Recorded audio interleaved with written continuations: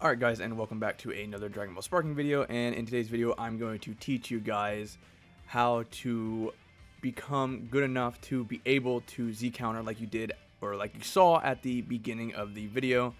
And I want to do a disclaimer at the beginning. After you watch this video, you are not going to become the Michael Jordan of Sparking Zero. You're not going to become just an absolute beast and go from C5 to Z. After watching this super counter video, this is more of a this is how you get better at super counter, and if you put the work in, you are definitely going to see more consistent super counters and more consistent improvements. And I'm just going to show you what you should be doing and the modes that you should be practicing in. So if you watch this video and you go into an online match and you're still missing your super counters, you need to put the work in and the practice in to actually get better, and that's what I'm going to do and show you in this video. And the first thing I want to talk about super counters is the inputs. I know there's a bunch of people saying a bunch of different things on what inputs you should press. I don't care what inputs you use.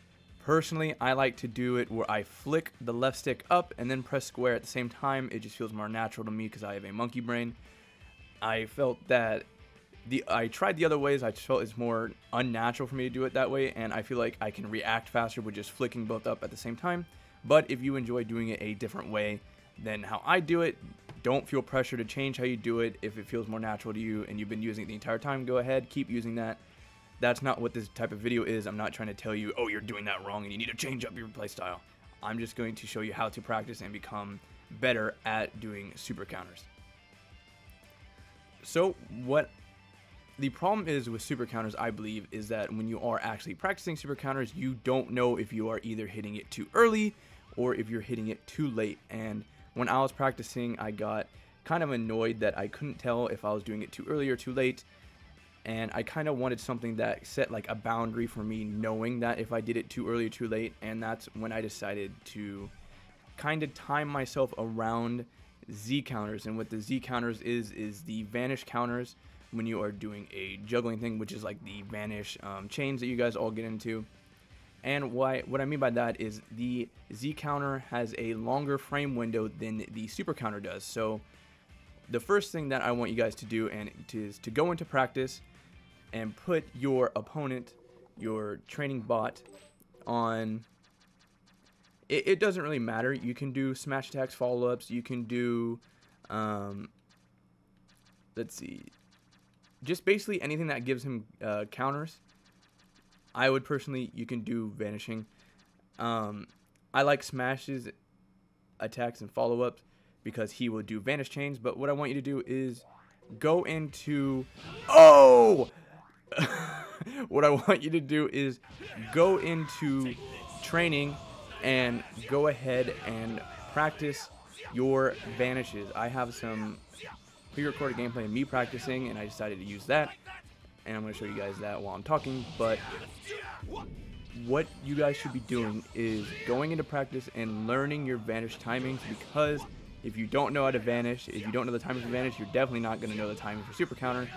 So once you get the hang of vanishing down and you are confident enough to do a few chains of that, then I want you to go in and start practicing your super counters, because your super counters are going to be inputted a few frames later than your vanish, so you actually have a window of knowing if you're inputting it too late or not, because you're going to have the muscle memory of inputting vanish. So then you know you're going to be like, oh, I input vanish now, wait a few seconds, or not seconds, it's wrong, wait, like give yourself a tiny pause, and then go ahead and do your super counter.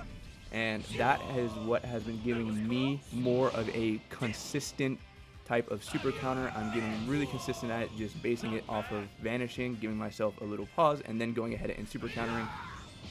You can also base it off when the animation the enemy is about to hit you, but I found that a little bit harder than just going off of my muscle memory of vanishing. But this is what you should do.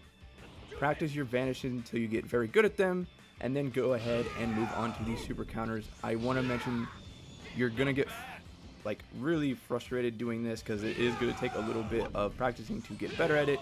But if you do put in the time, if you do put in the work, you are going to see very big improvement in your online play, in your play against your friends, and you're going to be able to super counter a lot more consistently than you have been able to if you just go ahead and do 30 to an hour practice before you play, or even just like 15 minutes of doing your vanishes into your super counters, you're going to start to realize that natural muscle reflex go from your vanishes to your super counters, and you're going to be able to do both whenever you want to.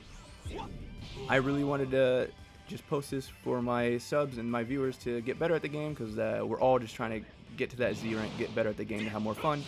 It's hard with all these cheesers out there, but let's get the best we can without having to resort to that. I hope you guys enjoyed this video.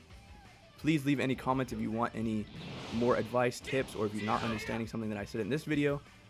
Go ahead and leave a comment, and I will respond to the best of my abilities if I know what you are talking about, and hopefully I can help you.